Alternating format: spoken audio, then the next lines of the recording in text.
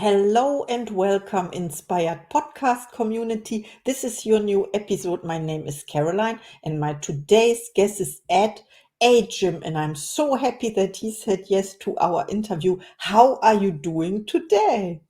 I'm doing wonderful. I'm in Nantucket, Massachusetts, and it's a beautiful day. And I can look out and see the water and see the sky. And so it's a very wonderful day. I love that. So let me introduce you to the audience, please. You are a seasoned Wall Street executive with over 50 years of investment experience. You have held leadership roles at prestigious firms such as Capital Group, E.F. Hutton, and Lehman Brothers, and served as chairman and CEO of Furman Cells. Currently, you chair High Vista. Please correct my English if No, it's there are perfect words. so far. Perfect. Oh, thank you so much. While also contributing to education, healthcare, and the arts through the Hajim Family Foundation. You are the author of the memoir On the Road Less Traveled and the educational novel Island of the Four Ps, a modern fable about preparing for your future. Welcome to the Inspired Podcast at Hajim.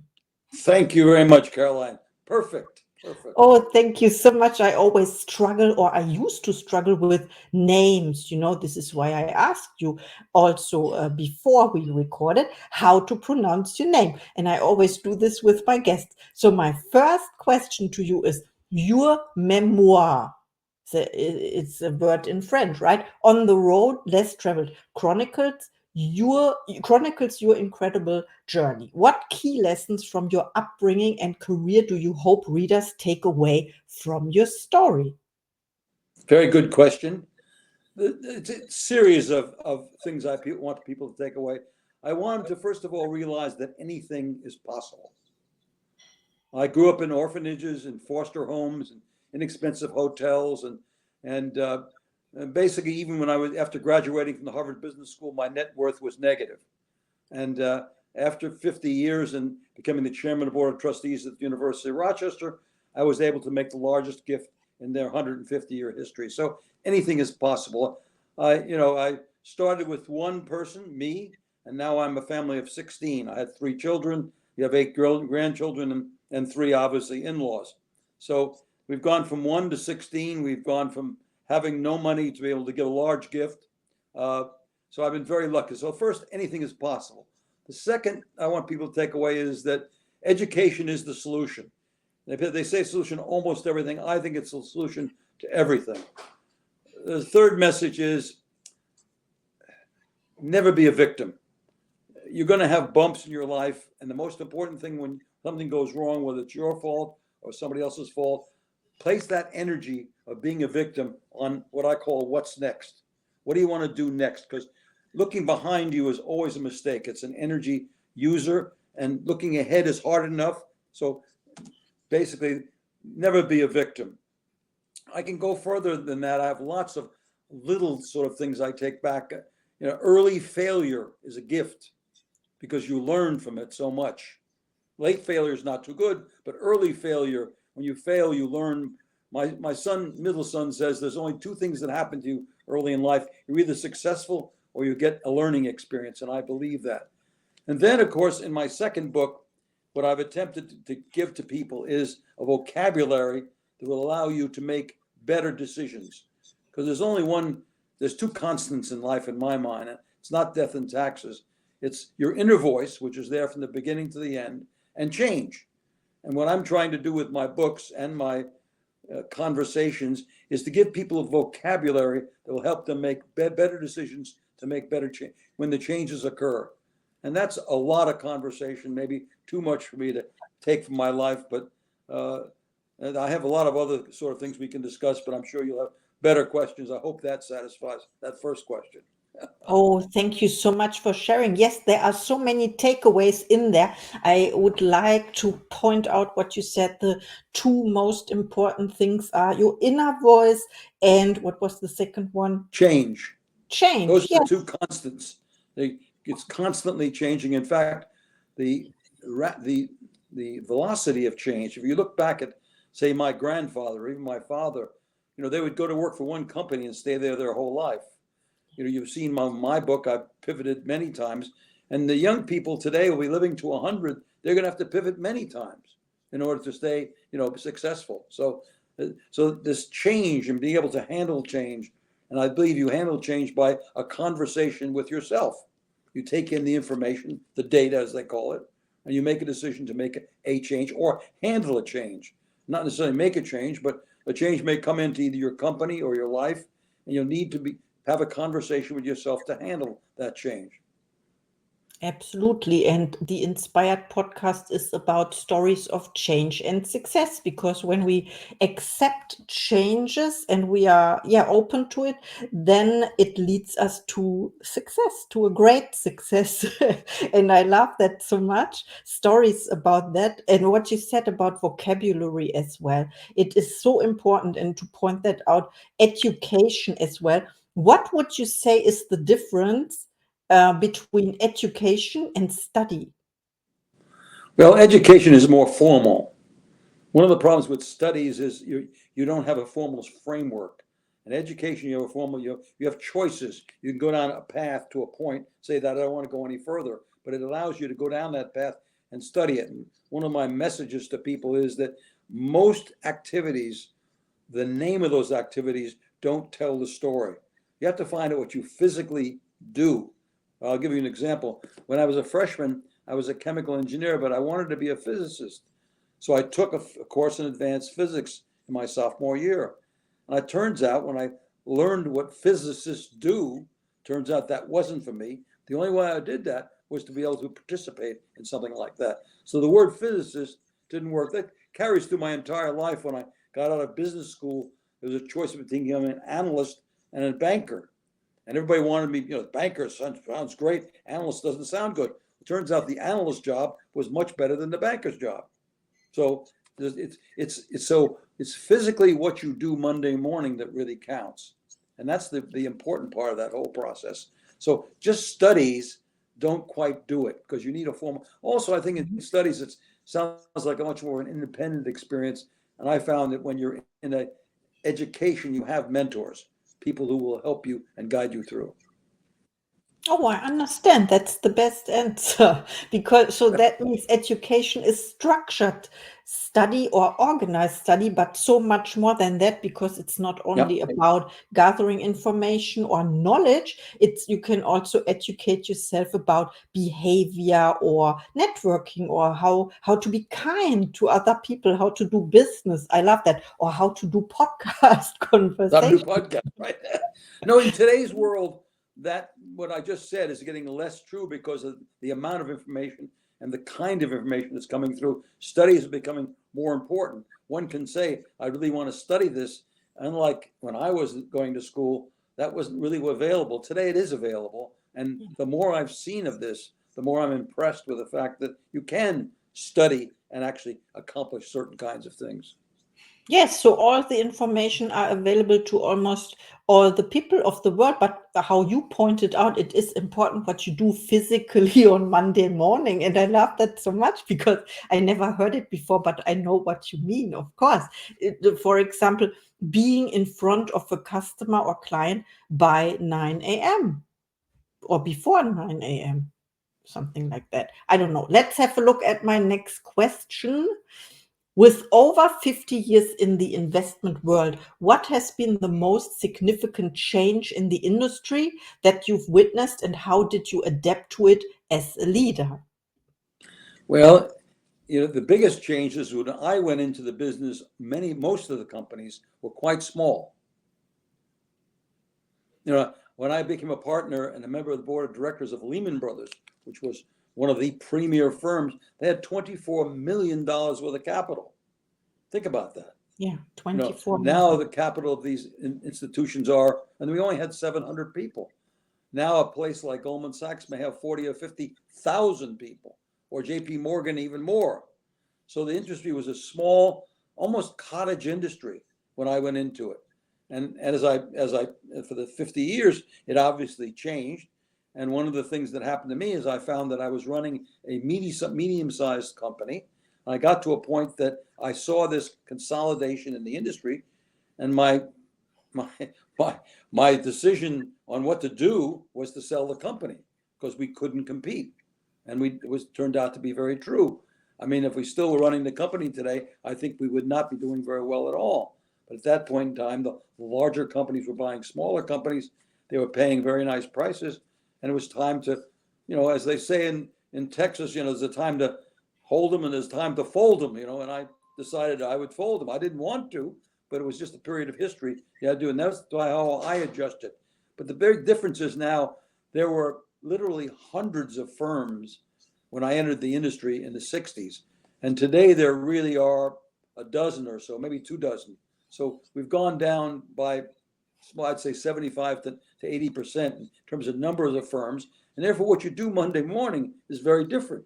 Because at a small firm, you have a lot of responsibility. And a big firm, you're a part of a very large organization. You may have more resources and so on, but it's a very different experience. So when young people say to me, I want to enter the financial business, I say, do you recognize that it's quite different? Now, it's still exciting parts of it. There are exciting companies in it, but it is a very different industry where the major players are very large. JP Morgan, Wells Fargo, Bank of America. These are the big players, Goldman Sachs. I mean, Goldman Sachs, when I got out of school, took 2 people per year. 2. Now they take hundreds.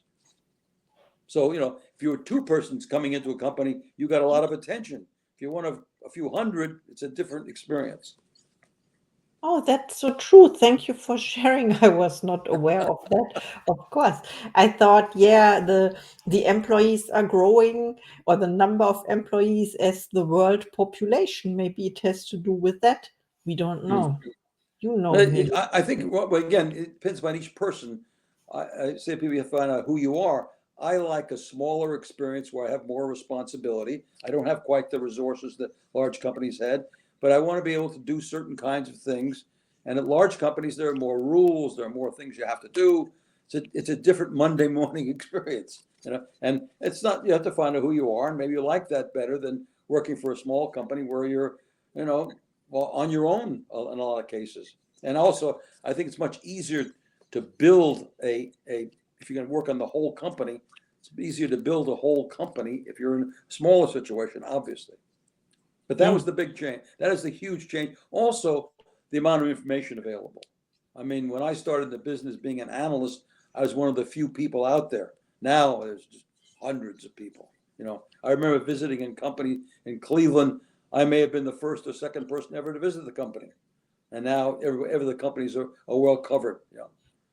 There's also, the information flow has been extremely different. And the legal side of it was different. The whole experience is different. So it's got much more sophisticated. There are many, many, many more rules. When I went, there wasn't a cowboy experience, but you were kind of out there with yourself doing what you'd go in and talk to people, and they'd tell you things that they couldn't tell you today. It's a much more intimate relationship. Yes, Those are big changes. You had to find out, and now the people benefit from that because because we or you filled the internet with all the information, and it is available to everyone. Yes, let's have a look. I have another question for you, of course. Through the Hajim Family Foundation, you're deeply involved in philanthropy, particularly in education and healthcare. How do your personal values shape your philanthropic focus?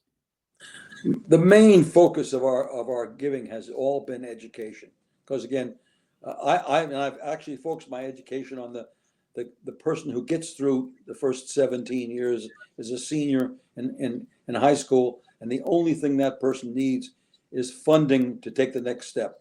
So we are probably up to 300, 400 scholarships at the Nantucket Golf Club. We'll have 75 people in school. They're sponsored by the club.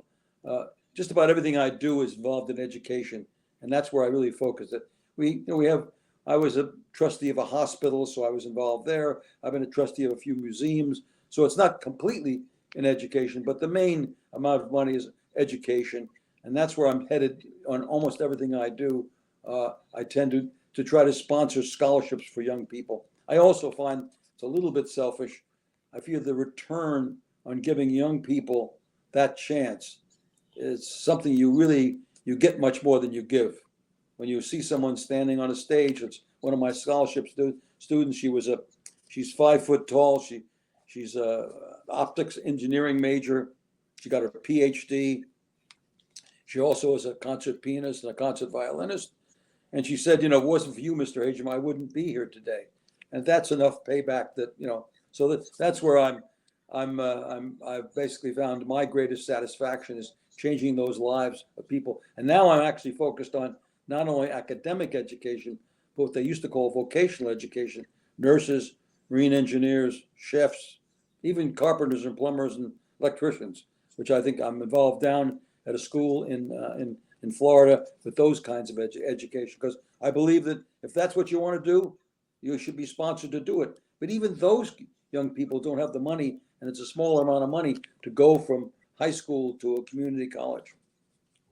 Yes, absolutely. So I love your mission, your purpose as well. And what about your goals? Do you set goals for yourself or intentions? And what is one of your next project? And how can people help you or support you in your mission?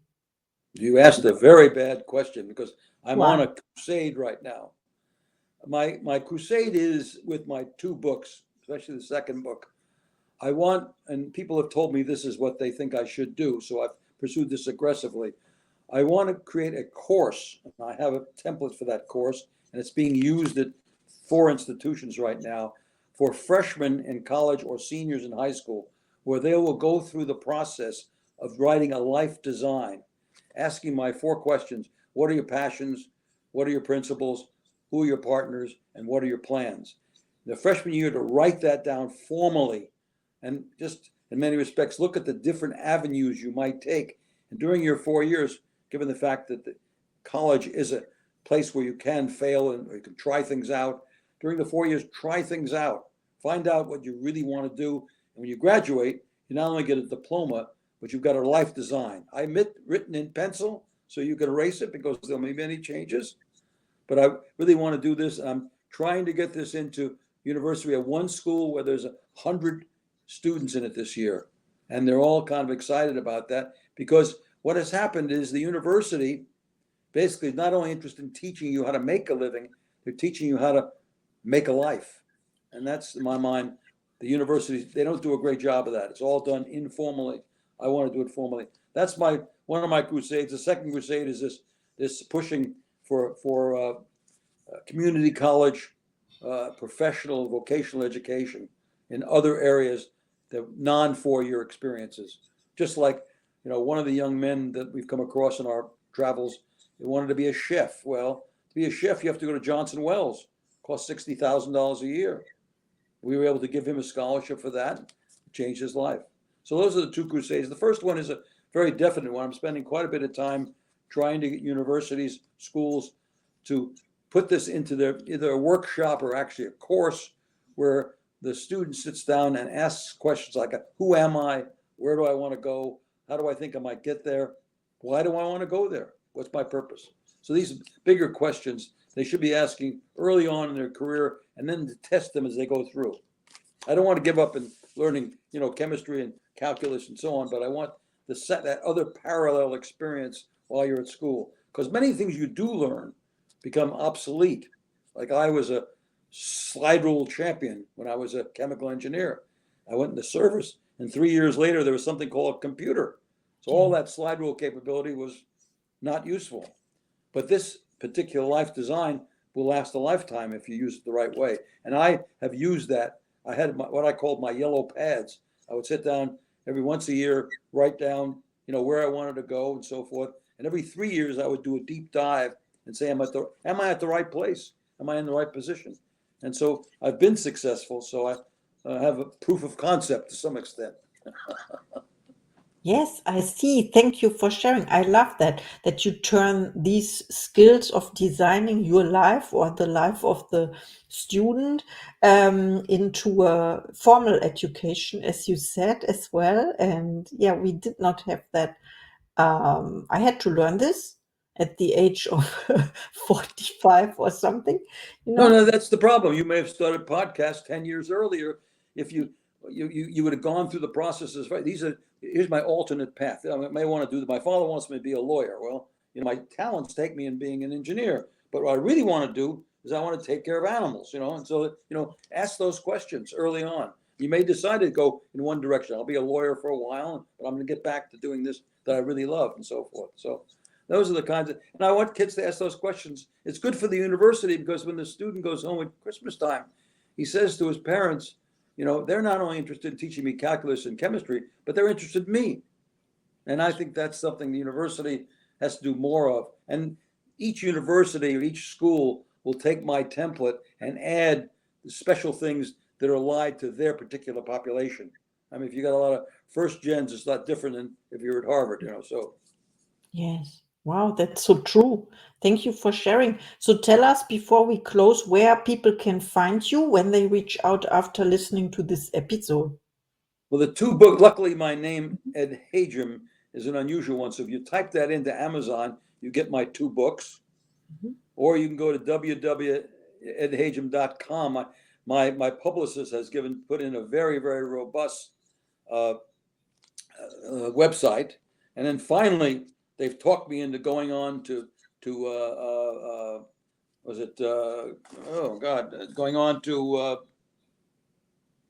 that's terrible. That's going Instagram.